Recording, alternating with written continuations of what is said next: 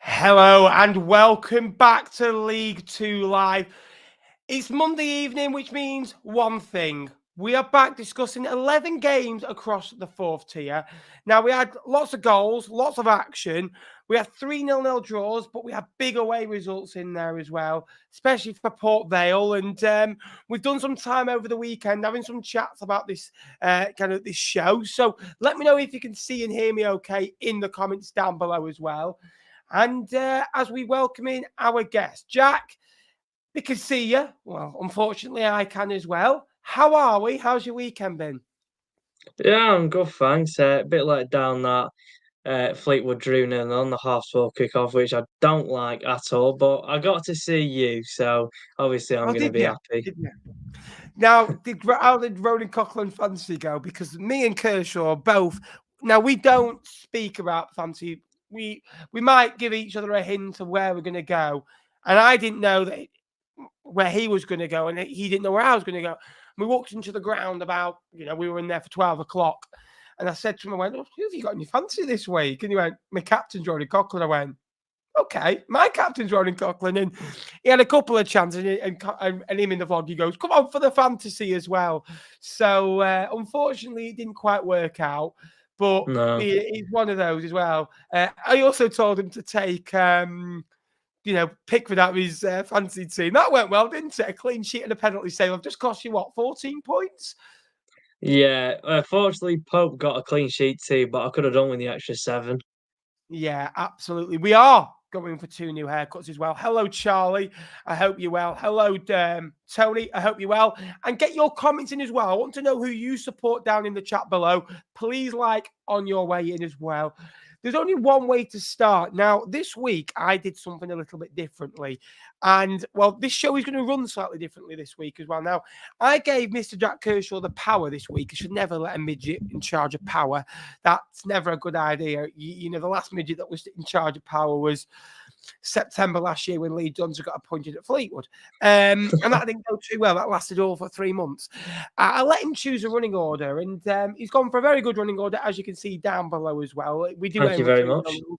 is a match of the day theme as well. We have got 2 guests on later as well. We've got Tyler from Crewe and Dave from Morecambe as well, coming on to talk about their clubs respectively as well. So very grateful for them giving up their time as well. No surprisingly, Jack's first choice was Grimsby Town 0, Doncaster 3. Now, Jack, can I just ask you, if Grimsby win this game 3-0, you don't put this game first, do you? I do, because I am not putting a 2-2 draw first. If someone puts a draw first, it's illegal. Should get arrested for it. I tell you what, if Lincoln draw against Birmingham City, I'll let Jake pick the running order and I'll see where he puts them. We're going to start off with Grimsby against Doncaster. Now, Grimsby, that's only the second defeat at home this year. They previously lost to Barrow.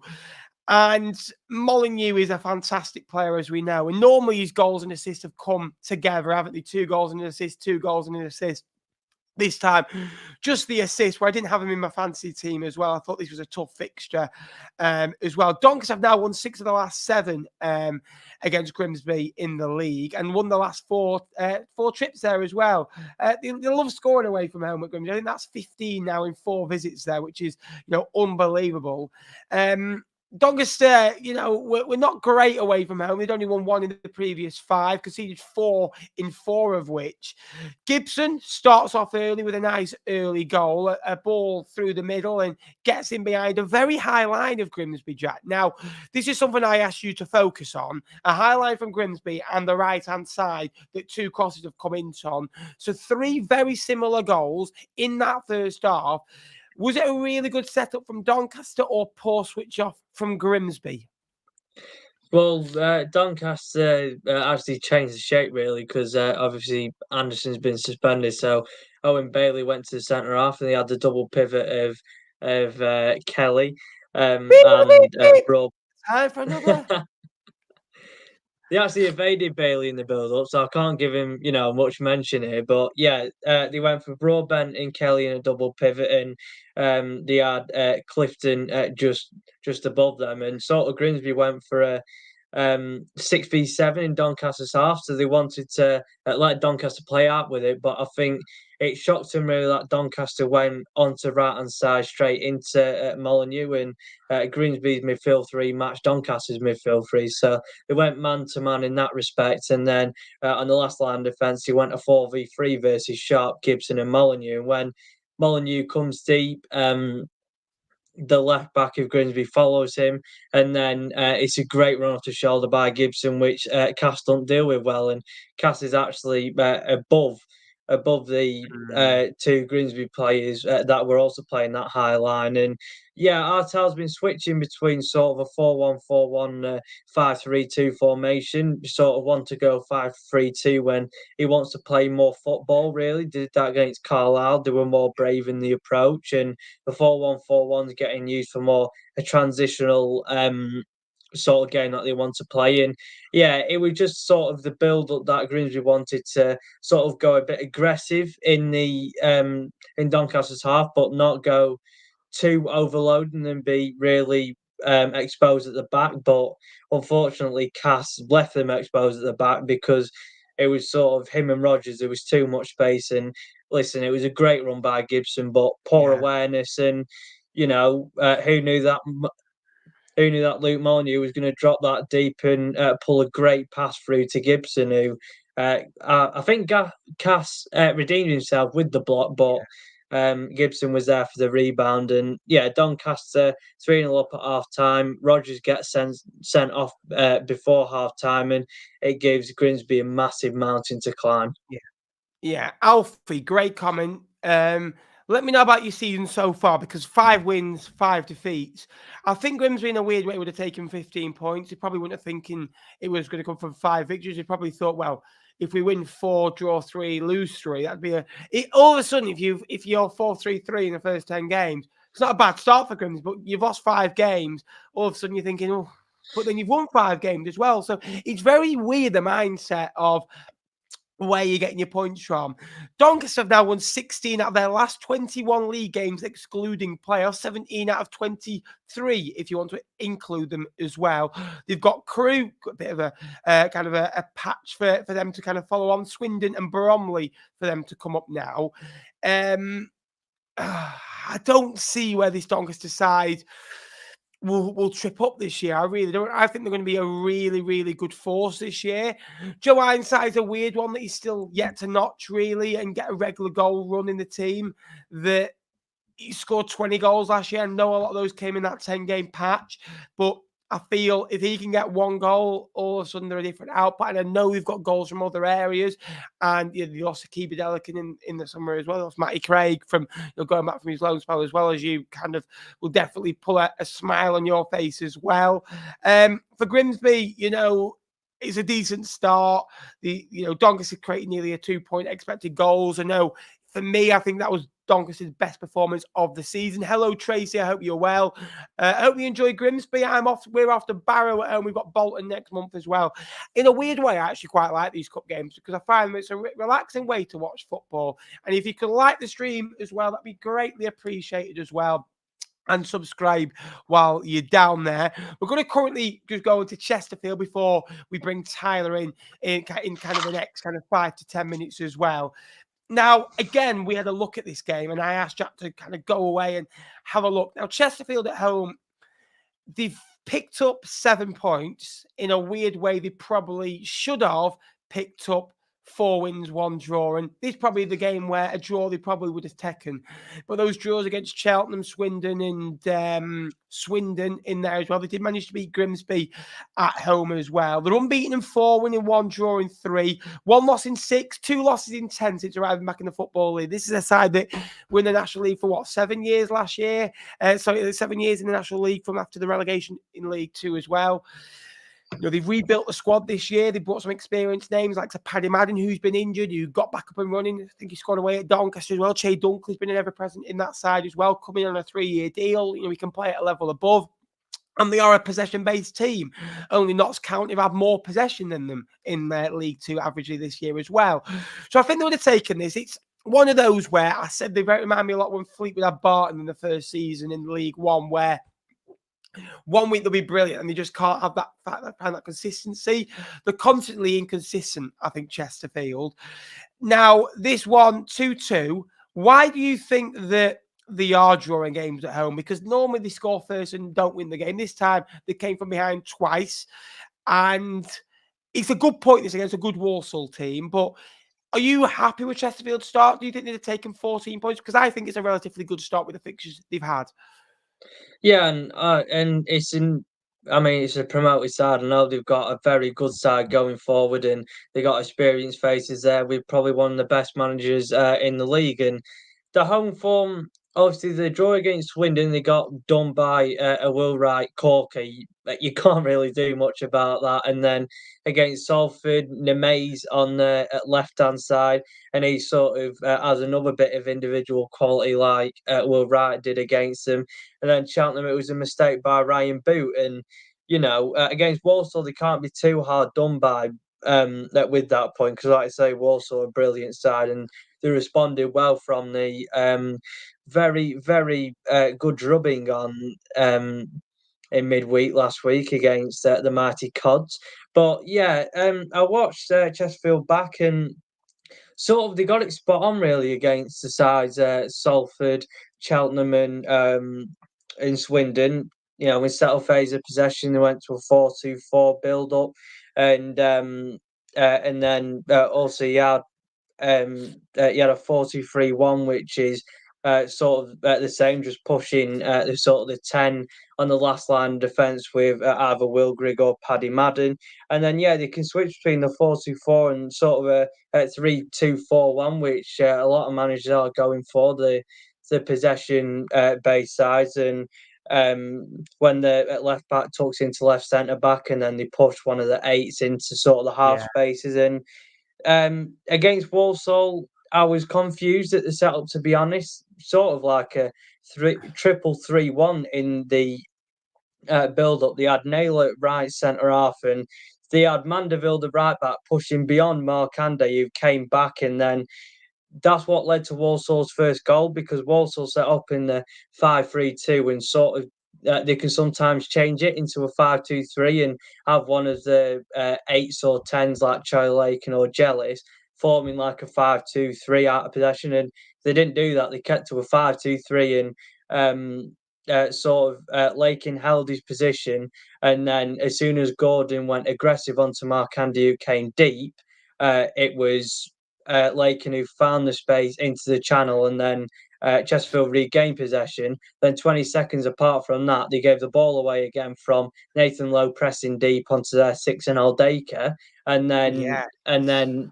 they concede. Yeah, it's been a bit of a good start for Walsall, hasn't it? Now, they built the foundations on a good defensive display. They conceded 8 in the last 2 games of football, when in the first 8 alone they conceded 4. So that's one thing I think they'll narrow. And maybe with that setup they had in mind, they didn't want to concede 6 again, that maybe try and shore it up, pack it up a little bit. And you look at what we're going to go on to Crewe in a minute, that they've got 4 clean sheets in a row now at home, after conceding 5 to Chesterfield. So maybe a little bit of a switch, or sometimes losing a game by a heavy scoreline. It's bad, don't get me wrong, but sometimes you need it as a football club to get going. Crewe are another one that we're going to talk to, Tyler Wright in a minute, and really, really drum on to. Walsall, Bromley, Carlisle, both to come in recent weeks in coming weeks as well. For Chesterfield, again, 3rd amount of most goals in terms of possession. They are up there in that league. McAndrew is a good player. He's scored 3 and 5 now on loan from Blackburn as well. He's a player that I think was previously at Spurs, wasn't he, as a youngster? Again, this Walsall team will get better. They still had chances on Saturday. But one thing I will say, how mad is it that Walsall and Gillingham are in the top 3 still, and both have lost? Both have kind of not won in the last 2 games, and both have kind of conceded goals and not been at the best. So this league is such a wide open league. I've got in mind now, if I had to put a league winner who I'd go to, and we'll come to them in a minute. Next game, Crewe. Now, Crewe have won 5 out of 6. Now, to discuss it, I'm bored of hearing you, Kershaw. So I think it's about time we brought someone that knows what they're talking about, and we settle the debate. We're going to bring in Tyler, who is a Crewe fan. Tyler, how are we doing, mate? I'm not too bad, thank you. How are you two? I'm very well. Now, a I'm great good, thank result you. at the weekend. Talk to me about that. Now, 5 wins in 6 after a difficult start. Last season was a good season for yourself. I was there at Wembley, and in a game where I didn't feel you really took the game to Crawley, and they kind of passed it round the way they did. Now, that's Crewe have won the last 3 games, and for the first time since 2013, you've won all 3 games at home without conceding a goal. So, good signs for the Alex at the moment. Oh, definitely. When you look at obviously the form that we finished the season in, we dragged ourselves into the playoffs, and we had a superb comeback against Doncaster, but then we fell short at Wembley. Yeah, we didn't really take the game to them at all. We started the season quite poorly, so there was a few alarm bells and concerns around obviously the side. When you look at the form that we finished with, and then it was kind of similar. But then Lee Bell has completely turned it around. It's a testament to him and the squad. It's been a fantastic run of form. The stats at home where we haven't conceded since Chesterfield is brilliant, especially on the back of such a horrific loss. I'm extremely pleased. Obviously, the Gillingham game was a perfect test because you see us play the sides lower down the league, and you see us getting results there. Some were obviously like just scraped 1-0 wins, but I don't think they were really scraped, to be honest, because we could have had more in some games, and then we proved that we could score against Harrogate. But then there's still question marks like, oh well, it's still teams still lower down in the table. But then to go against Gillingham, and they had more possession, but possession doesn't win you games, and we proved that we can beat anyone on our day. Jack, do you want to come in and maybe ask a question? Yeah, I was just thinking that obviously Hemmings or Bogle didn't start, and then you had Tracy and Lancaster up top, and it seems like obviously they've had the connection at Cambridge before. It seems like sort of a front two, or maybe them two behind sort of a physical striker of Bogle or Hemmings could be the way forward, having 2 flair players that can really, create something out of nowhere. Yeah, exactly that. I mean, we've had a torrid time with injuries. Bogle was out. We've had Chris Long out for a long time. So then going into the game, you had 2 fit strikers. So you had Finn Roberts that can play centre forward, but it's primarily a winger. And then you have Adrian Thibault, who's just a young first-year professional.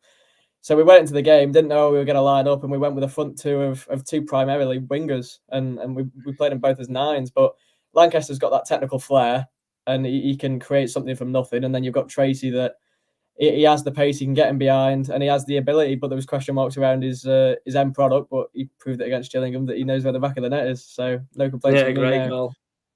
Can I just ask you, Tyler, that Sure. when you lose a game heavily, you often shore it up. And Swindon obviously lost the game heavily the previous week as well, didn't they? And I think they lost 4-0, didn't they, to Walsall at home? You lost 5-0. We said on this show that I went 0-0 for that game. I can see it being a very poor game, a very scrappy game in both where they can't lose. If they lose, the toxic around the football club will just build. What has changed since then? Has Lee Bell done slightly differently? Because no disrespect, that we did say on this show, I could see if Crewe got 1 win, they'd go on a little bit of a run with your games. You had Accrington, you had Morecambe, you had Harrogate, you had Bromley coming up, you had Newport, and you lost that game of football, and then you had the tougher games coming up. I think you've got Doncaster coming up as well, you've got Fleetwood coming up as well. What's changed in that period? Was it the fact that you were maybe playing, maybe not, no disrespect, lesser size, or had he maybe changed an approach? I think it was more of the approach, because the way that you finished the season, obviously, we were in poor form before the playoffs. The comeback against Doncaster kind of put a bit of it kind of papered over a few cracks in a sense. Then you lose players. So to start the season, we were lining up a bit more defensively, and it wasn't working because we weren't getting enough in the final third. And after that 5, no, it wasn't. Was it 5? Yeah, 5 against Chesterfield, wasn't it? It was 4 by half time, wasn't it? Yeah. The amount of people that got up around me after the third one went in and just got out, and I stayed there for the whole game. I don't know why. I don't know if I was hoping for something. But that's what you do, isn't it? That's football. I feel like leaving 5 minutes after spending 5 minutes with him. Yeah, that was coming. No, we were lined up a little bit defensively, and then we obviously started to turn it around. But the main thing was bouncing back. So I think we went a bit safe after the Chesterfield game and got a 0-0 bore draw against Swindon. But the main thing was to obviously not concede and to build from, well, a terrible performance, really. We turned it around there. We kind of had a bit of a steady. This is what you can do. You can keep the balls out the net. You can make a few chances. We got 3 wins on the spin with turning it around, getting goals. Some of them were like question marks around. Oh well, it was a scrappy 1-0 win. This can't be sustainable. And then Lee Bell goes, okay, here's a 3-0 win for you. It is proof that this is what this squad are capable of. This is what they can do. And I think when you look at the lineups compared before the Harrogate game, and then you look at the Harrogate game, Lee Bell kind of went more attacking to prove that we've got the attacking quality. We can score more than one, and there's talent in this squad that can deliver. So I think that was brilliant for the confidence. And then we went into the Newport game and we were really unlucky. Obviously, we've lost our last senior striker that's fit until Bogle or Long come back in Hemmings. Tibu did brilliant. And then we played Gillingham with a bit of a makeshift attacking front line, and we delivered. Before we let Tyler go, Jack, have you got any kind of final thoughts on Crewe this year? Because they started obviously poorly, maybe a playoff hangover sometimes, losing a game of football, new players come into the football club, players leave the football club. Have you kind of got any thoughts? Because this year, you know, one thing that has impressed me is their expected goals against, that it's the second lowest in the division. They're not conceding many chances. They are being good resolute. And I mentioned they're being a little bit more defensive, but you've got to be good defensively and not concede many chances. I think that also comes down to a captain and experienced figure in Mickey Dimitri. He's got young centre halves around him, and then you've got someone who can lead the back line like that. And then, you know, he's getting a lot of joy out of that. And also Marshall in there, he got a hell of a, some abuse from MK fans, and he's getting. I think he's the keeper with the most clean sheets in League Two. I think this season so far.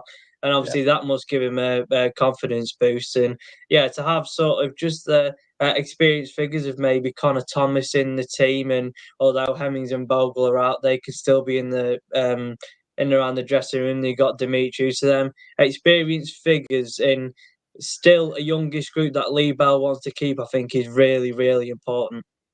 Yeah, absolutely. Tyler, just finally, what are your thoughts for the season, the aims for the football club? I think with the way that we've proved against Gillingham that we can beat anyone, even with being crippled by injuries, I think we should be around the playoffs. Obviously, the disappointment was off the back of a playoff defeat. But even then, when you had players out and in bad form, we still managed to get to Wembley. And that's a testament to the spirit and the togetherness of this group and what Lee Bell can do, even under pressure. So, yeah, I think playoffs should be the target for the Alex. Tyler, absolutely brilliant. Thank you so much for coming on, and hopefully see you again soon, mate. Thank you very much, mate. Take care. Have a good night, gents. Thanks very much. Thanks, pal. Brilliant there from Tyler. Now, hang on a minute. There we are. That's better. Before we bring our next guest in Dave from Morecambe, a quick mention on Gills. Back-to-back defeats now without scoring. 3 shots on target in the last kind of 2 games. Before those, average 4.3 shots per game, so that's come down a little bit as well. Crewe got a decent record against, not got a great record against Gills previously as well. Only won 2 of the previous 10 going into this one. Crewe now unbeaten in the last 4 games though at home though. Crewe good defensively. Gills have been good defensively. Maybe a game too far. I thought Max Clark was a little bit poor defensively as well. So a good result for Crewe. No taking that away. Now, we wanted to touch on a Lancashire derby between Accrington and Morecambe. Now, I thought, well, who better to bring on than a good friend of the channel, been on many, many times, and this has been through League One and now League Two as well. And we've got to go for him. We are bringing on Dave. Dave, how are we doing, mate? Hope you're well. Evening, Ben. Evening, Jack. How are we doing? Yeah, I mean, things could be better, obviously. Things could be a heck of a lot better, but still early days. Still early days. That's what I keep telling myself anyway. No winning 15 for Morecambe now. That is the longest run joint with Cambridge in the EFL. Now, drawing 5 of those, losing 10. However, those draws, 4 of those draws have come recently in a spirited second half display away at Fleetwood. A good performance against Bradford. The late goal killed you there, unfortunately. Again, the comeback against Colchester. So there were signs that you were really starting to be a Derek side, be very kind of spirited. This one wasn't meant to be. Where do you see this group going from here? Because they've been piled together. Maybe it took a while to get going because they've been kind of cobbled together. But unfortunately, at times, just the quality to get over the line in a 90-minute performance hasn't quite been there, has it, for Morecambe? Yeah, I think that's fair, Ben, to be honest. It has taken a brand new squad a lot of time to gel and to sort of buy into the Derek Adams philosophy of the way of playing football. But at the same time, I would say that Derek has adapted as the season's gone on. Actually, he's not stuck to his rigid formation that he normally plays. Tried and tested. He's gone to a back three from a back four. He's tried different methods in various games. Some sitting back, some high pressing, and so on, and things in between. Really, so. He has been quite flexible in that point of view. I think from Morecambe's point of view, you look, and I realise I'm maybe, to some people watching this right now, people are going, what you want about, mate? You've got 4 points from 10 games. You've got to be a really bad side. But we are a lot better than 4 points from 10 games. You saw us against Fleetwood, both of you gents, didn't you? Our second half comeback was quite something. Absolutely deserved a point on the night, I would say. In some of our defeats earlier in the season, we had 5 1-0 defeats in a row to start the campaign.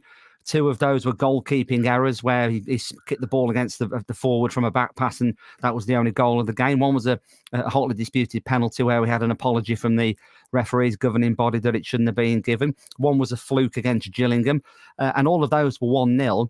Realistically, we probably should have 10 or 12 points on the board. And if we had that volume of points, there wouldn't be so much of hitting the panic button as what there has been. It wasn't great on Saturday, though, I have to say. I didn't think Accrington were great either, to be honest. It wasn't a brilliant game of football. It was just that we had a bad off day, and Accrington took the 2 chances that they had really, really well.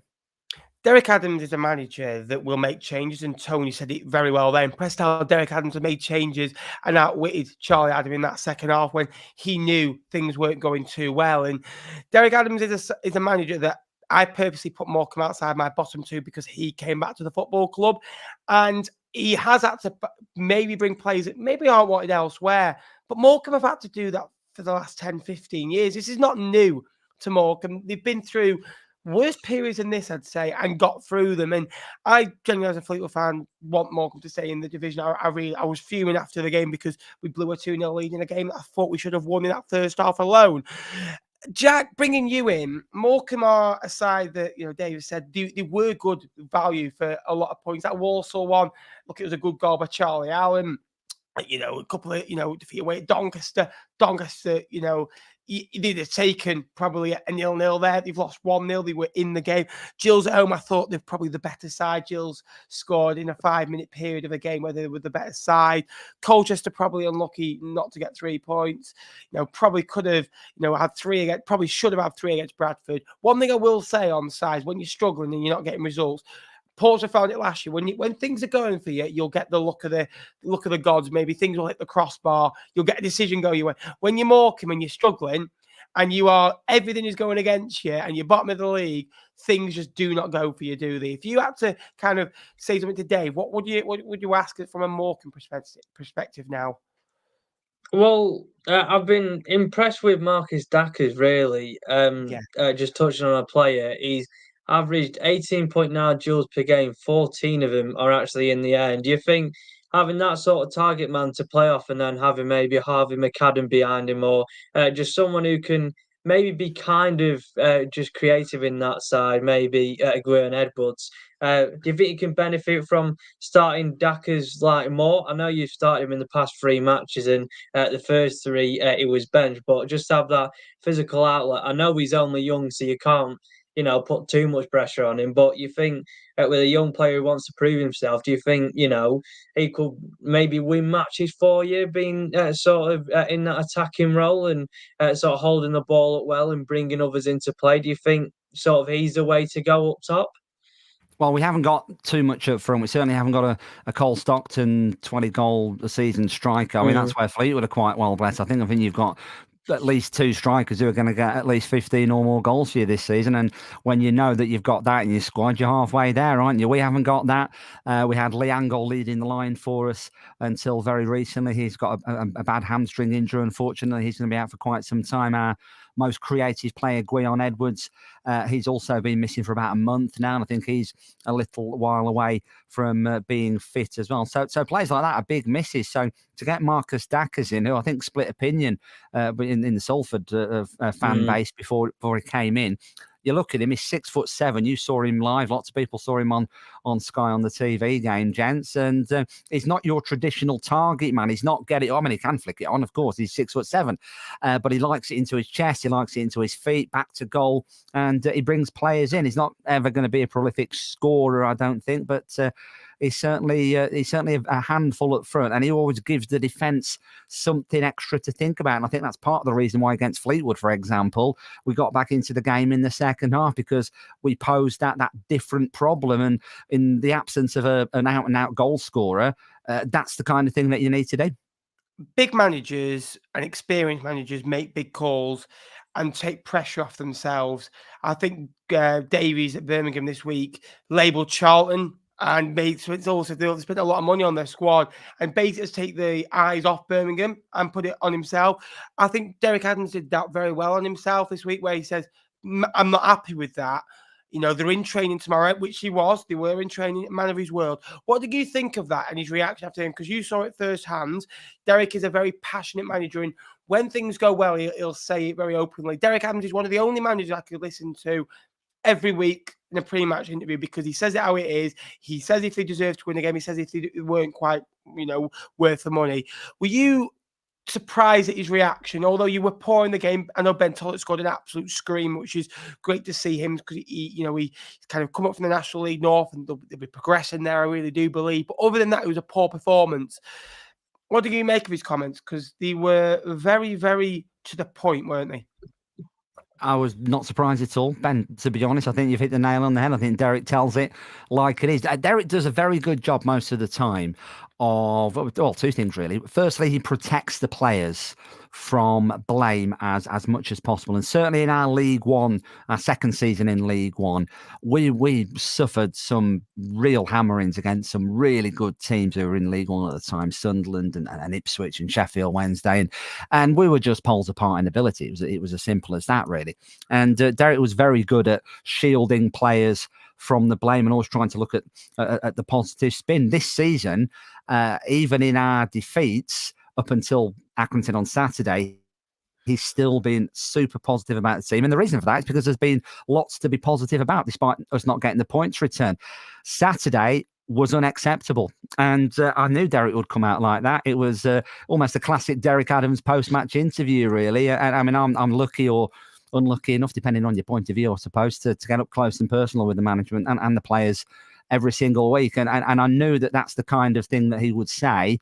And he meant every word of it, of course. And hopefully now that's going to steer the players into a bit of a reaction, because there is quality in the Morecambe squad. There's no doubt about that. And again, people are going to be listening to this now and I think, well, hang on a minute, you got 4 points in 10 games. What are you talking about, man? We are a much better side than that. You underestimate Morecambe at your peril, as Fleetwood found out, as Notts County found out. They thought they were going to come to us a couple of weeks ago and just roll us over and go top of the table. They didn't do that. Gillingham struggled to beat us. Doncaster struggled to beat us. So we do have the quality in the team, but the longer this goes on without getting a first win, I think that's weighing on the players' minds, to be honest, because we've been ahead twice in these 4 draws that we had, and we couldn't get over the line. So we need those 3 points, and I think we'll start to climb the table. One thing you can't label Morecambe players for is not working for the manager, because you can clearly see it's Derek Adams' side of football.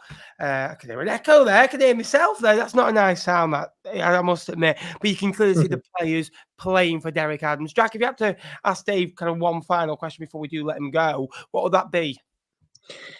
What game week do you think your first win will come? Because I thought the win was going to come against Accrington. To be honest, I think I was one of a few people who said you were going to win because of the momentum building from getting points in games against decent oppositions like Notts County and Bradford. So, if you were to put a game week on when you get the first 3 points, what game week do you think? Saturday, Jack. Saturday. We're away at Barrow on Saturday, so that's a huge Morecambe Oh, Bay derby at Holker Street. It's not been a particularly happy hunting ground for us in the last season or so. It was a horrible performance. It was on Halloween night last season. We lost 1-0 on that occasion. Horrible wet night. So hopefully the weather's going to be a bit better. The pitch isn't going to be a beach like it was last season, and it would be great to get one over on Barrow. We've got Wimbledon and MK Dons after that in quick succession, so two difficult fixtures coming down the track after that. Hopefully it's Saturday. If it is Saturday, I think we're going to fly. I'm not going to say we're going to be in the top half necessarily, but I think we've got plenty in the squad to steer us out of relegation trouble. But you can't keep saying, "Oh, it's only 10 games in. It's only 12 games in." Suddenly we'll be halfway through the season and we'll be cut adrift. So we've got to get the points on the board soon. I think they're going to come on Saturday with 3 of them against Barrow. Dave, absolutely phenomenal as always. Thank you so much for joining us, and a big thank you. And hopefully Morecambe do turn it around for you. Fingers crossed, Ben and Jack. Always great to chat, gents. Speak to you next time. Cheers. Thank you very much. Cheers, Dave. Absolutely fantastic as always. It's actually really nice to have family guests that know what they're talking about on League Two Live, Jack. I'm not. There we go. This is where you should say, Josh has been gone a while now. That's what you need to say. That's what you need to say. Right. So thank you to our 2 guests. Now, this will be a permanent feature going forward where we do try and get a few guests on from different football clubs across the 4th tier. Now we will go through the games. It is a match of the day type of running order, so they do get progressively less and less as we do go on. Accrington Stanley, though, full credit for their 3 points on Saturday. Now, they have only lost 4 of their 29 meetings with Morecambe, winning 16, drawing 9, losing on 4 occasions as well. Both sides are the only sides in the division without a clean sheet in League Two this season as well. A good result for Accrington Stanley, who got their 3 points on the board. Accrington have actually, in my opinion, been a better side than the table suggested. Their expected goals has been okay. The expected goals against has been okay. Jack, I want to bring you in on the next one. Now, a big one. You got this one. You got for Barrow next. Good choice, good choice.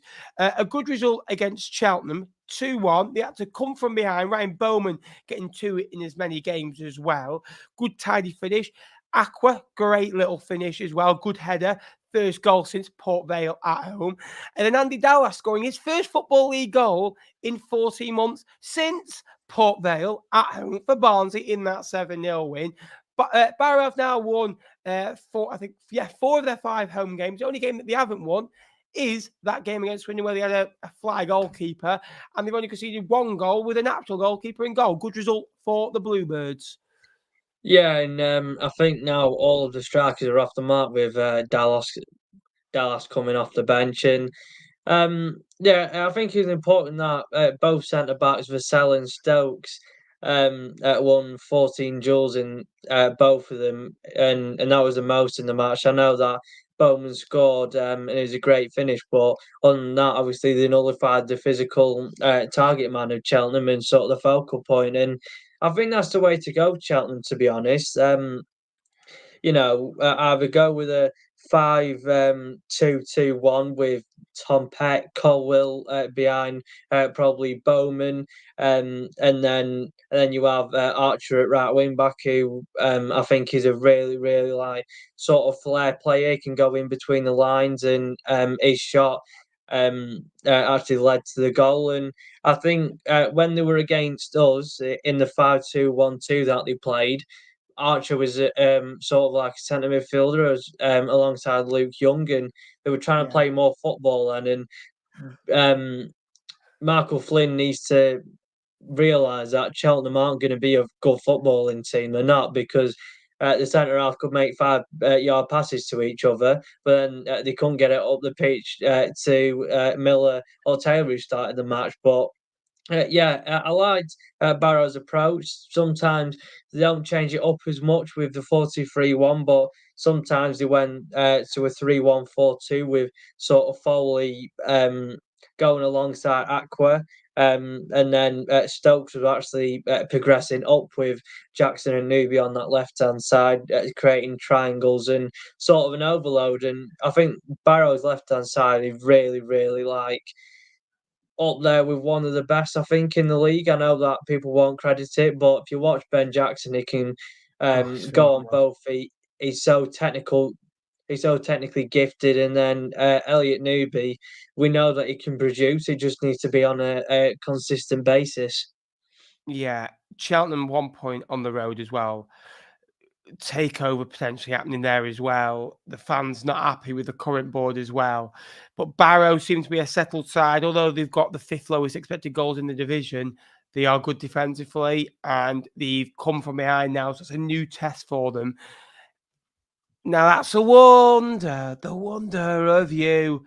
Vale, win again, boy. I will never sing again. Sorry for anyone listening to that. That is horrific. Notts County have now lost back-to-back home games.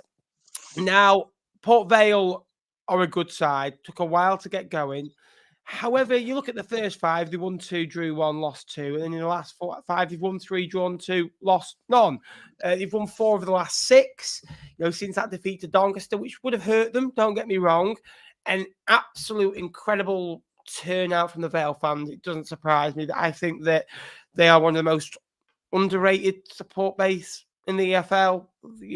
They've been through some crappy years in the last 5 or 10 years and got new ownership not really new anymore, in the last kind of 5 years or so, that I think has transformed that football club a little bit as well.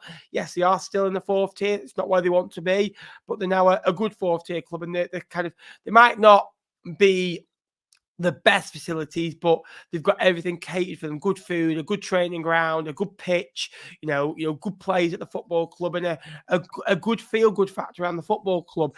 Tollodge has come in. He's only 22. He feels like a player that's just like 27, but experienced as well. He's got 5 assists this season. He only got 2 last year in a season where he scored, I think, over 25 goals as well. It's a great finish. Ronan Curtis is a player that has struggled to get going for goals and assists so far. Look, he got 5 goals, 2 assists in 17 for Wimbledon last year. Stuart Maynard said he was offside. I thought it was a good run. He timed it, well, and he gives the decision to a referee to make. He doesn't make it, pulls it across, and it's a really good finish. Connor Ripley is there for big moments, makes a really, really good save from Jatta, and it's a good result for them. 4 wins in 6. I said before that Walsall are top of the league. I can quite possibly see Port Vale winning this league. Darren Moore is a manager that I'm not a huge fan of. I'll be honest with you. I think that they've got a good squad, and I think that he's always had a good squad at his exposure. And when it goes well under Darren Moore, it goes well. But his football has to win games of football, and I say that about Nathan Jones. I say that about a lot of managers. They have to win games of football for it to be okay, because it's winning football. But it's a good result for Vale. Again, Gordon on that side for Jody Jones is a miss, but he created 8 chances the other day. So is it the miss of Jones, or what is it? I just think they played a really good team in Port Vale, hit Vale at the wrong time. They've gone away at Notts County and won by a goal to 0. If they can do this consistently, Vale, they'll be on for a good season. I'm really happy for them. They're a good football club, and they've gone away at a big ground and hurt them and won by a goal to 0.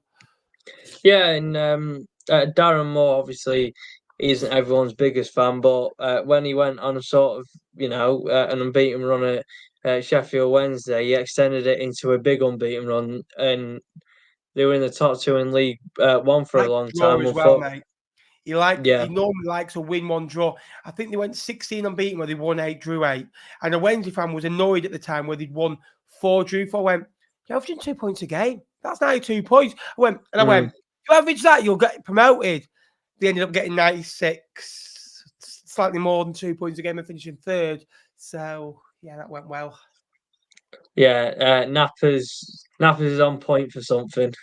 So when Darren Moore, obviously 6 unbeaten now, he'll just say, can he extend it, and can he go on to a great run for Vale? I think they got MK next week, so It's going to be Yes. another possession-based side, which obviously they played against Notts County, and it sort of went for the mid-block instead of a low block that some clubs do. It doesn't give Notts County the authority to go into the final third too easily, and sort of it's a braver approach, and sort of they went wing back to wing back with Notts County, and also.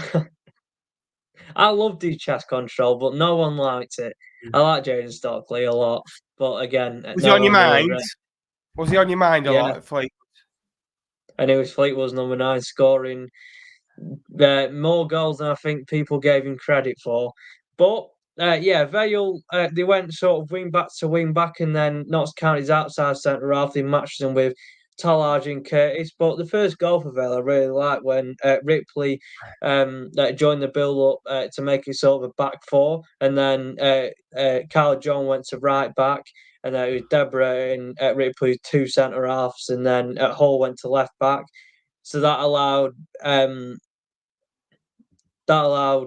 Curtis, Tallage, and Payton, and also Cover to sort of join that last line of defence, and then they had Sharrock inverting in sort of a free midfield, but it was just that ball in behind. It was clever movement from Curtis, and then obviously Tallage is just on fire, and I'm sure that it will for the majority of the season. At Port Vale have scouted in the National League and found a real gem there, and like you say, he seems like a player who's been experienced and been sort of in the AFL for a long time because of how well he's smashing it from making the step up from Aldershot to Port Vale.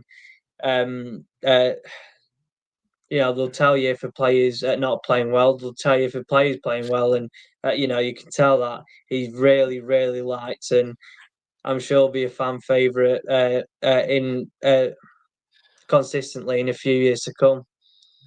Salford beat Wimbledon 1-0, but Salford, only Fleetwood and Tranmere have either scored the same amount or less goals than them at home.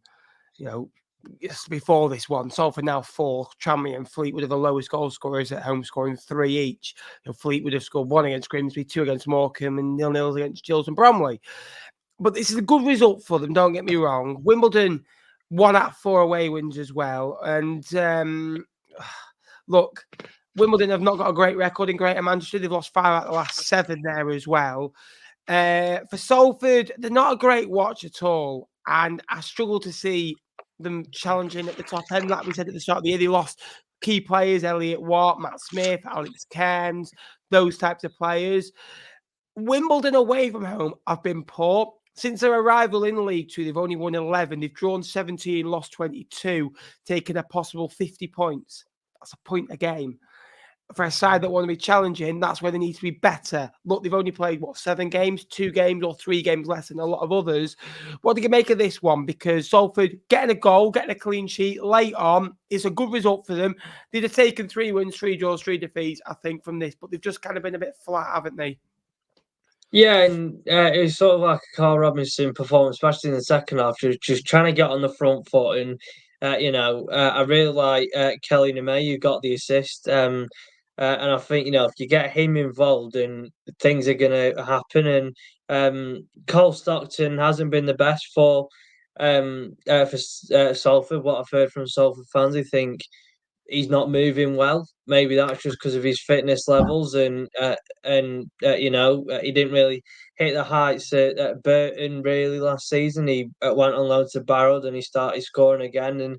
But then he's got a physical player with Kouassi there, who I really like, and I like a lot of Salford's players. It's just gelling the sort of good and experienced profiles into a team that can, really try and do something this season, because we know that the owners are ambitious, and they didn't fulfill the ambition that they had in the first few seasons, because they wanted to go straight back up, but they kind of didn't, and they've been stuck in a rut in League Two. And for Wimbledon, I think the game against Newcastle probably took a lot out of them. Only 4 changes from that 11, and I know it might be a bit critical because they've only played, I think, 7 games, and the rest have played like 10.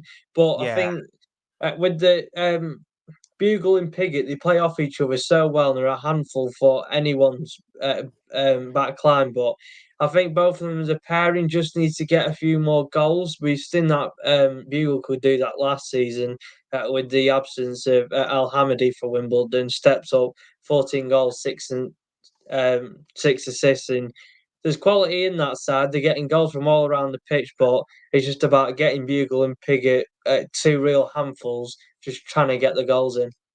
What do you do when you're knitting, Jack? So what do you do? Like, what could you say you're doing? You what? You begins with S. Knitting. Yeah. You could be saying your Sewing. Yeah. What's the first two letters of those? S and O. O. Yeah. What could you say? So instead of us, what's another word that you could say begins with W? We. Yeah. What do footballers do on a Saturday? Play. Yeah. Who have we got next in the league? Away from home. Port Vale. Say those two words together. Those words together. So we play Port Vale. Yes! There we are. There we are. We've got it out of him. Come on, the boys. Come on. I did not know what was happening then. Get in. So we play Port Vale. MK Dons, 4 unbeaten with a 5-1 win away at Harrogate in the week as well. 3 1-1 draws, unbeaten in 4 at home since the opening defeat at home to Bradford. Tranmere only 2 wins in 9, but a last-minute equaliser salvages the day. 23rd in terms of expected goals, 20th in terms of shots on target. It's a good point for Tranmere, it really is, but for MK Dons, it's disappointing. Scott Lindsay, 5 points from 3, probably would have wanted more. A Lawrence Maguire assist under Scott Lindsay's management ship. We've been there before, haven't we? I wonder what Kelly and Lawrence Maguire thought of when Scott Lindsay got the job. I bet they were absolutely buzzing, weren't they? Yeah, exactly. And you Shut say up. That doesn't matter. That doesn't matter. Get lost. Shut up. Don't matter. You're good at what you do. You can't spell. That's not the right spelling. So basically, the joke was awful anyway. It was awful. I'm just trying to get you to so we play Port Vale. Yeah. I say about Lindsay and Maguire.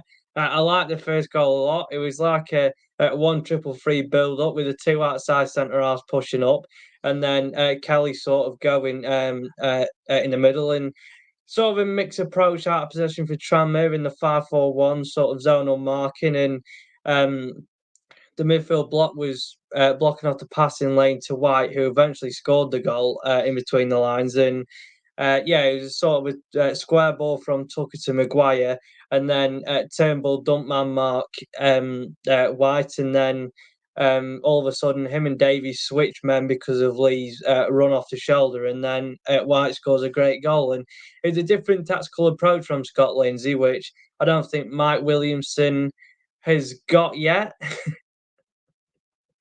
So it must be refreshing for MK Dons to have, and possession-based system still, but then there's sort of new ideas implementing, and obviously the players are buying into it. But I think question marks about sort of MK Dons, especially in the midfield.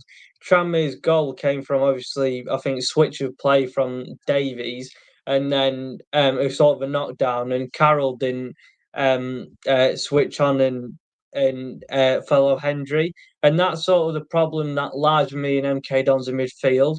Like Scott Lindsay had Jay Williams last season for Crawley, and he was brilliant out of possession, a proper destroyer in that midfield. And that's not really what MK Dons quite have, especially with Liam Kelly and Tom Carroll, because we saw that Liam Kelly against Salford, he didn't tackle the player. There's no physical approach there. They're just 2 technical players that are brilliant, but out of possession, you could get run ragged, especially by a physical side. Absolutely, perfectly. So we're going to go to 3-0 draws in a minute, which I'm absolutely enthralled to cover. I can't wait. Done so many notes. if you are new to the channel, please give us a like as well. That'd be greatly appreciated. And subscribe if you're new. This is your home of League One and League Two content. We're trying to hit 16,500 subscribers. We are just at 993 away now. So if you could give us a subscription, that'd be greatly appreciated. Colchester added a point to their tally at home to Carlisle, and Swindon also drew 0-0 with Harrogate Town. 4 2-0 draws in there. We'll come to Fleetwood very quickly at the end as well, because we were at that game. Mike Williamson, a win, a loss, and a draw so far this week. Would you think he'd have taken those with the fixtures? Swindon, Notts County, Colchester. I think maybe it's not a bad return. Yeah, well, it's a long-term project. This, so going from Paul Simpson direct style to all of a sudden Mike Williamson style, who wants 65% possession per game. It's just not going to be a short-term project and automatically, start getting 3-1s on the bounce for Carlisle. Also lacking in depth. I saw like Jack Robinson first appearance this season, and he hasn't played in 4 or 5 months. Dudek, he played 2 times last season. O'Donoghue has only had 10 minutes played this season. Fotmob doesn't even show his age, so he must be young. And also Ben Barkley, he's not going to win your games, is he, Ben Barkley? I don't think he can do much of a job at the back line. I hope he's not listening, but I think he's one of them players that's past it and sort of a dressing room figure. And yeah, it's not going to quickly turn around for Carlisle. Mark Williamson needs time and needs a transfer window. And he's only lost 1 against a top Notts County side that will probably be admiring, really. Colchester United have only won 2 games this year. The 5 draws, the 1 away at Morecambe. Look, the chances they had in that game, the one that Scully blazed kind of over the bar, and if they just tune. Look, I said this, about clubs yesterday in League One, where they're drawing too many games. If they just turn those couple of draws into wins, and we're saying it, but if they could turn into defeats, you're looking, if they lose 2 of those games, they're sat on 9 points and they're sat just above the relegation zone, in 20th place. If they win 2 of those games, all of a sudden they're sitting in the top 10 with Newport and Bradford. Bradford are currently a goal to the good against Newport County, and the Cook scoring that one as well. Did you have him in your fantasy this week, or did you drop him this week? Dropped him this week and he scored tonight. There you are, good lad. At least you can do something. I think that Colchester will come good. It's not a bad start, those 2 victories. I just need to see a bit more from them away from home. Harrogate Town, again, another point for them. 11 points from the first 10. Beating Doncaster, beating Bradford, beating Colchester away. This is a good point as well. The 5 defeats won't bother them. The goal scored 9. You look, was it, against Bradford and kind of Doncaster, the most of that has come from. The goals conceded has been a worry, but a good clean sheet for them there as well. And Swindon, I think, are a club destined to go to the National League in the next, if not this year, next year. 1 win in 10. Mark Kennedy football has been pretty poor. He scored 9 goals. You've got the strikers in every game having the fewest touches on the pitch, and I am aware strikers don't have a lot of touches at times as well. Yes, defensively, they've only conceded 13, which is, look, the fewest in that kind of, from Harrogate downwards, the bottom 7, and then kind of Colchester have conceded more. Defensively, there's not an issue, but goals scored is a bit of an issue for them. They scored 4 against Newport. They scored 5 in 9 otherwise since then. Are you worried about Swindon? Currently 8 points. No winning 4, losing 2, drawing 2, and that result coming against Newport being the only good figure. Yeah, the thing is, they recruited very well, Swindon. Probably one of the, say, top 5 in the division, especially getting Will Wright to step down a division, getting Gavin Kilkenny in League 2.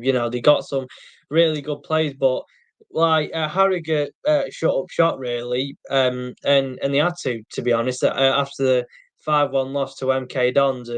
And Kennedy sort of going from his hard to beat sort of job at Lincoln, but then he's got sort of a squad where at Swindon he may be expected to play a more expansive style of play.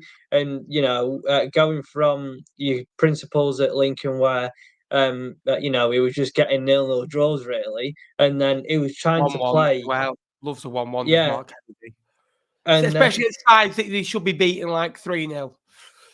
Yeah, and then now he's playing against a Harrogate side that want to be a hard to beat side like Kenny did at Lincoln, and he just can't really have the know how to break them down. 64% possession, and it's only 13 shots, and they haven't won in 4. And just going back to that possession, did Kennedy average more than 60% in any game at Lincoln? I wouldn't have thought so. I think he only averaged 42 across the season, and yeah, it's just two different play styles that obviously he's gone to, and they've got the good players. It's just about making them individuals into a team that are going to win football matches.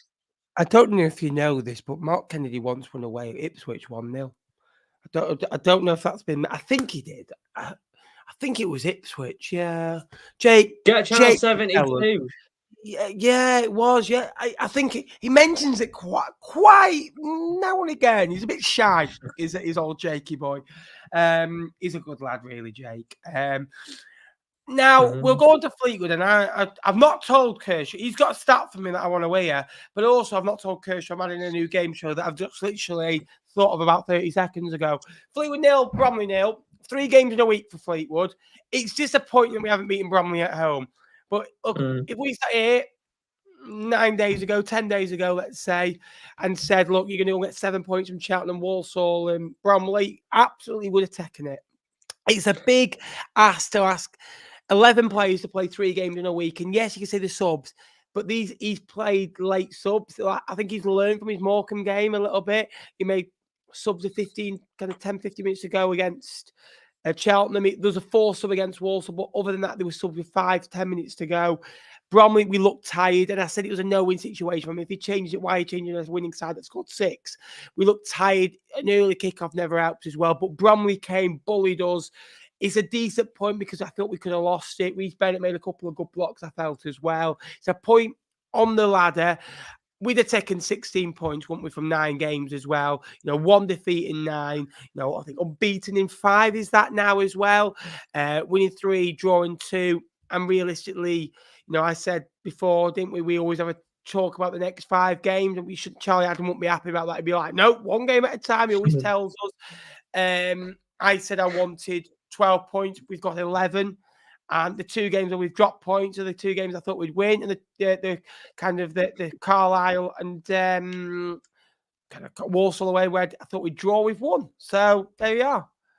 Yeah, I think coming out of the ground on Saturday, I was more frustrated. Not that we drew, that I didn't see any goals because Bromley had a few chances in the first half, and then we had a few chances in the second. It was, I think, it's a game of 2 halves, and Cheek and Whiteley caused problems. He linked up well. Imre was very good on the right-hand side. He's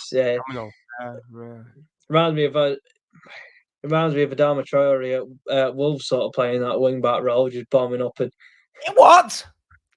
What? Adama Traore? Yeah, to be fair, I'll give you that. He was quick.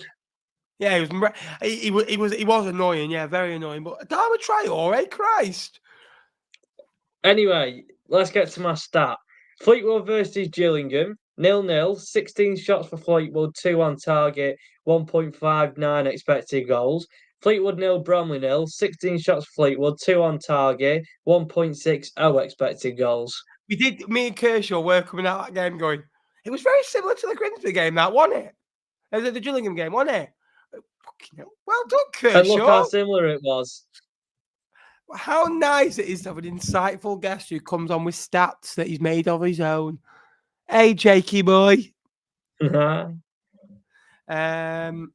Look, this time last year we'd only just got our first victory at season. So look, decent point. Right. Quick fire here, Jack. I just want a ranking of 1 to 10. Now bear in mind, right, Harrogate Town, for example, yes, you got 11 points from 10. In fact, I'm going to ask you to rank the seasons for those clubs out of 10. What you maybe expected from the first 10. Very quick fire. You can't say, 4 out of 10 because Harrogate are low down in the 10. You've got to be realistic about where Harrogate want to be. I'm doing this as a full video with Jake in League 1, but quick fire for League 2. I just want to know your thoughts. If you had to rank Morecambe start to the season, I'll go 4 out of 10 for the 4 points that they've got. I feel they could have had more, but they could have had, they've got better as the season's gone on. I'll go 5 just because of the performances. They've been promising, just obviously that 3 points haven't come yet. I'm going to go Accrington 5 out of 10. I think performances have been better than expected. They've got that win as well. However, they've conceded 5 more than Morecambe in a game less. They have scored 3 more, but slightly worried. I'm going to go 5 out of 10. 5 out of 10 for me. They're good going forward, but a bit shaky defensively. To be fair, Jack, that's all I ever get, mate, off girls. I'm lucky to get a 5 out of 10. Don't you worry about that. Carlisle United, I'd go 2 out of 10. That victory away at Swindon is saving it. So easy to play against. You can literally get balls down the side, in behind that back line. They've conceded 19 goals and they've had a poor start. 2 out of 10. I'll go 1 because I don't understand the change of manager for 4 games into the season. Should have got rid of him last season if you were going to get rid of him. They've only done it because it's Paul Simpson, haven't they? That's the only reason. And I understand why they want to change manager now.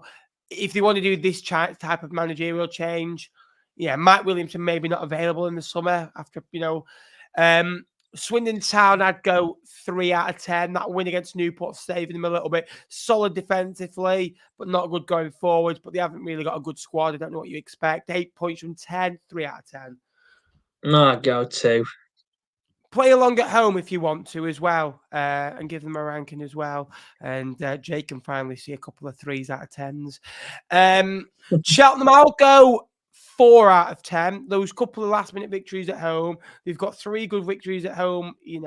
When you look at it, they beat Newport, was it Harrogate and Accrington at home? 3 sides that you'd expect to be below them at the end of the year as well. I think, 4 out of 10 I'd go for. I'll join you, just because the home wins haven't been too convincing for me. Yeah, I agree. Bromley 6 out of 10. They haven't won in 8, but they've drawn 4 of those games. They've got a good basis. They've got 10 points. That would have been their first game of the season. Obviously, the first game would have been win at home, win away, get first clean sheet, get to 10 points, and they've done that within the first 10 games. I think 6 out of 10, and performances have been there. There's a bright spot for them. I'll go 7 for Bromley, seeing as people had him in the bottom 2.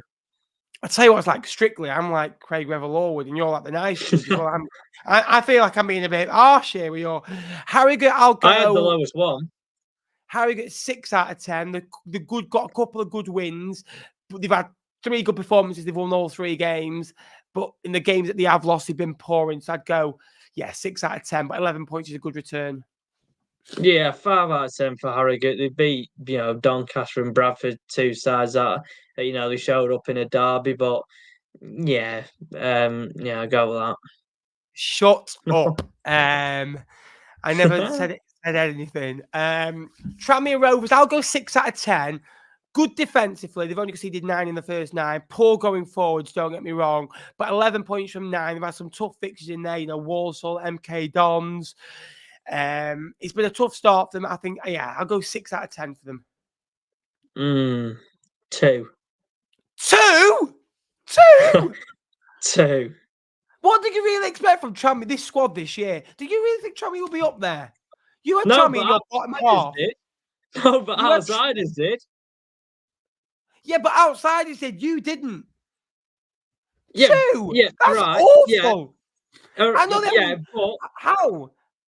Because in the way that they play shocking football. If they play football, they will be in the bottom 4. I only had them about 18th. It's been a shocking start. I'm right, you're wrong.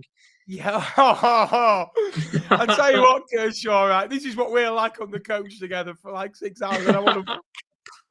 Right. I get the football is poor, but they've lost 2 in 9, Kershaw. Get it. I get it. They're starting to fade away a little bit, and that isn't an Oasis slide. Have it, Bo. Those 2 in 9, right? And I get it's like Scott Brown. If it loses, all of a sudden Atkins is in trouble. And I'll be honest with you. I think Nigel Atkins will go at some point this year. I really do. Colchester United, I'm going to go 5 out of 10 because there's been good performance in there. They've scored some good goals, got a good result against MK Dons. They've drawn 5, only lost 3. They lost on the opening day of the season. They've lost 2 in 9. I feel like they're going to get better. They've got a good squad, so slightly underachieving, but they're playing all right. Yeah, I'd say 4 out of 10. Like like I said, they are underachieving, but they do need to get a lot more out of this squad. I think squad and manager level, they'd be top 7 in League Two, I reckon. Yeah, 100% agree with you there. Salford City, I'm going to go 5 out of 10. 3 wins, 3 draws, 3 defeats. What I expected. 6 goals scored, so very boring to watch, but they're getting results. I'd probably say 5 out of 10. I had him in my bottom 2, so I can't really. What was he going for? Can't really. 5 out of 10 because I had Salford in my bottom 2, so they've improved at the expectations what I thought they were going to be like. MK Dons 3 out of 10. They're getting better now under Scott Lindsay. They're unbeaten in 4. So you look at it in the first 6 games of the season, they'd literally won 2, drawn none, lost 4, and they were poor. Yeah, 3 out of 10. I'll give him 4 out of 10. I don't like manager changeovers so early in the season. If you're going to do it in when the season's ended. But because he had a very, very good replacement in Scott Lindsay, I'd probably put it up to a 4. 4. I'm enjoying this game. This is a great idea that just tricked into my head.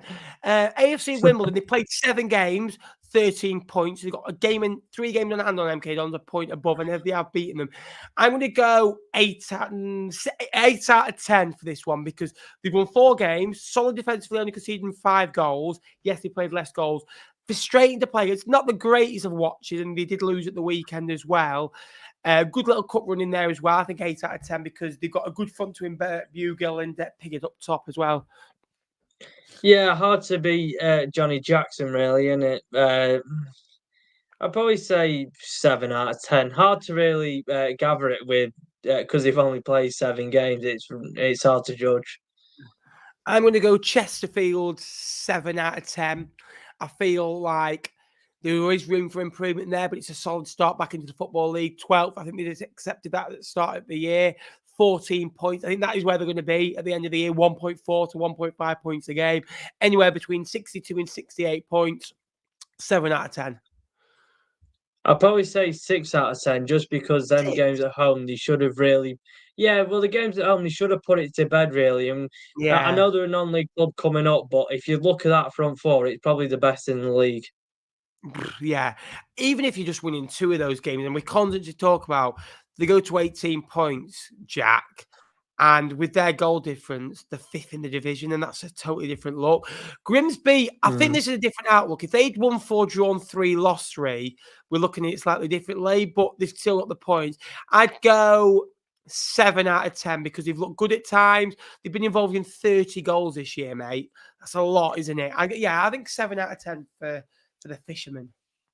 Yeah, 7 out of 10. It would have been higher if they weren't inconsistent because I do like what Artell is trying to do. Newport 8 out of 10. I expected them to be down there. Young coach. At this moment in time, they have currently won 5, lost 4 going into tonight. It would be 5 and 5 after this game as well. What do you think? I had him in my bottom 2, but I'm still going to go 5. I've not really been impressed by the way they've been playing. They beat sides that they should be beating to, stay up in the division. But I do like the gaffer Nelson Jardim. He's a passionate bloke, and I'll give it to him. Would you now? Bloody hell, there you are, Kershaw. Keep the likes coming, keep the comments coming as well, and subscribe if you are new as well. Let's see if we can gain another subscriber by the end of this show as well. Going into a bit of extra. Bradford, they are 4-3-3 at the moment. I'd go 6 out of 10. They've not hit the heights. Been fairly flat. I think this is where Bradford are this year. 6 out of 10.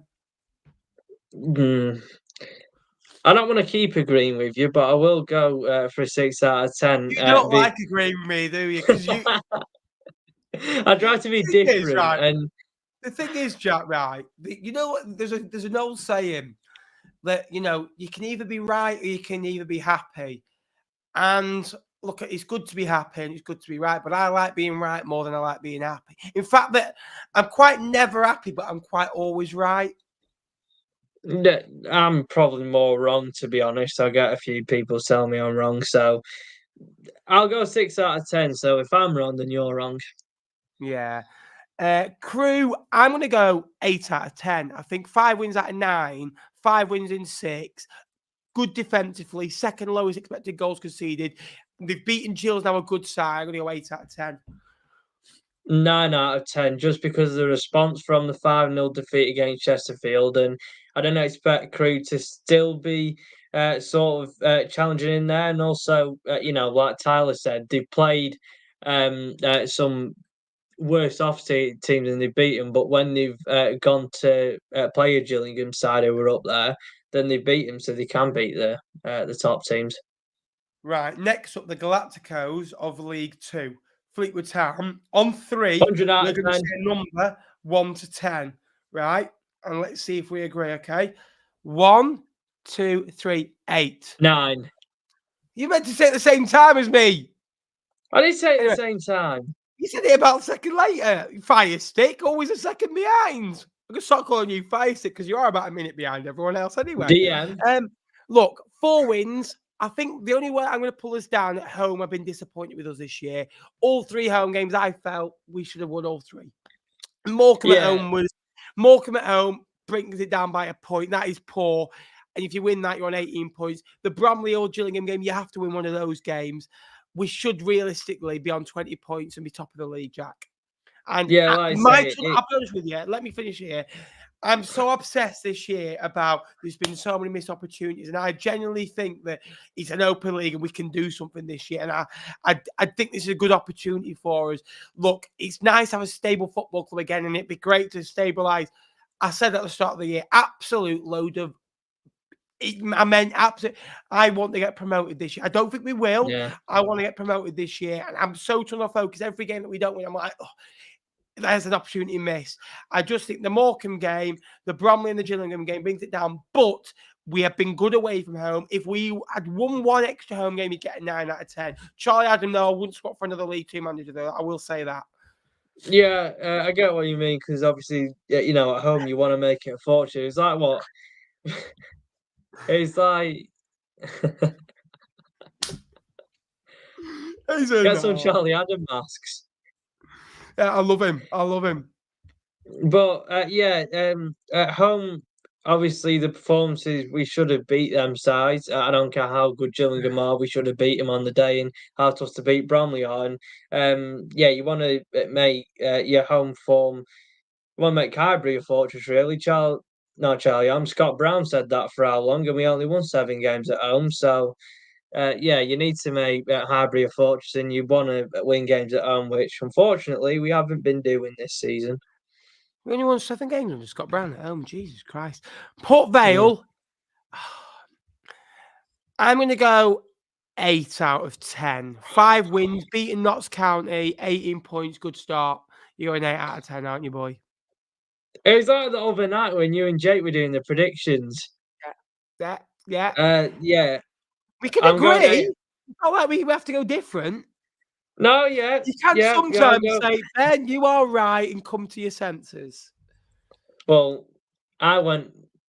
Who'd I go 1 for? And then you went for like a 4 or a 6. Tranmere. I went 4. I'd give him a 6. I just think 4's harsh, isn't it? I expected Tranmere to be anywhere between 18th and 12th this year. That's where they are. Yeah, but Port Vale, I think... crap, but they've still got results. Yeah. Darren Moore, he's changed his system, and now they're 6 unbeaten. They are meant to be up there, really. So yeah, who told them to change the system and play Stockley up front? I wonder. Yeah. Notts County, 8 out of 10. Better defensively this year, Jack. They've still scored the same number of realistically goals, 1.7, 1.8 per game. But the goals have come down to 0.9 a game. So that's a strong point. Couple of defeats, 1 winning 4. That just knocks them down a little bit. I think an 8 out of 10. I'd probably say 7. They started similarly than what they did last season with Luke Williams. And arguably they've, got a much, much better squad in all areas of the pitch now. And also home form hasn't really been, as good as it can be. It was good. No, it was bad last season. And, they really need to start being more convincing at home, especially against sides like Gillingham and Port Vale. Doncaster, I'm going to go for a 9 out of 10. Winning 6. Yes, they have lost 3. good back-to-back wins for them. They had a sticky patch a few games where they lost 2 out of 3, drew 1, scored 15. Defensively, a little bit worrying. Away from home, I had my worries, but they're starting to get back to basics and doing really well. If Joe Ironside starts scoring, they'll win a lot of games. I'm going to go 9 out of 10. This is where you're a Doncaster fan and I'm not. I'm going 8 out of 10 because we've only seen really two. Well, actually, no, we've only seen one really 10 out of 10 performance from Doncaster. I think with this team, considering they played Morecambe, considering they played Accrington, we need to see more 10 out of 10 performances. And, they need to sort of be more consistent. I think they went 3 games without a win. And, to be the side that they want to be, McCann wants to get the title. They need to be a consistent side and produce 9 out of 10 performances every week. Barrow, 9 out of 10. Almost perfect. If they won one of those games that they lost, I think I'd be edging towards a 10. Strong at home, good defensively. Expected goals isn't there, but they score the chances that they do create. I like the fullbacks. I like the way they're playing. 19 points, nearly 2 points a game. Joint top of the league. Yeah, 9 out of 10. I'm going 10 because I seriously didn't rate the appointment of Clement. I didn't think Barrow had enough in this side to actually be even near the top half in the first sort of games. And I've just been really impressed by him. And out of 3 losses, they've lost to Gillingham and Doncaster, 2nd and 4th. So you can't really pick a bone to discredit Barrow, to be honest, I don't think. Gills are going to go for a 9 as well. Yes, they've lost back-to-back games. So have Barrow. Look, you look at that top 6. Sorry, the top 5. They've all lost a couple of games in the last few. Walsall have lost kind of 2 in the last 5. Gills have lost 2 in the last 5. Barrow have lost 2 in the last 3. Notts County have lost 2 in the last 4. Vale are unbeaten in 6. Fleetwood unbeaten in 5, but lost the game before that as well. Crewe lost recently as well. So there is picky bits there. I think Gillingham's it's like a summer's dream for a mother. Picky bits for tea. Gillingham 9 out of 10. Good defensively, 5 goals conceded, 3 of which have been recently as well. They don't create much, they're not a great watch, but they've been strong without a lot of their attacking players earlier on in this season. I'm going to go 9 out of 10. Strong start. 9 out of 10 for me too. What they need to improve on is just making scorelines bigger. Walsall, 19 goals scored, up to recently good defensively. I'm going to go 8 just for the fact they conceded 6 against Fleetwood, which you don't want to do, but they reacted well with a good point away at Chesterfield and that good result where it was 4-0 written all over against Colchester. Grow up, Tom. My second 10 out of 10, Walsall.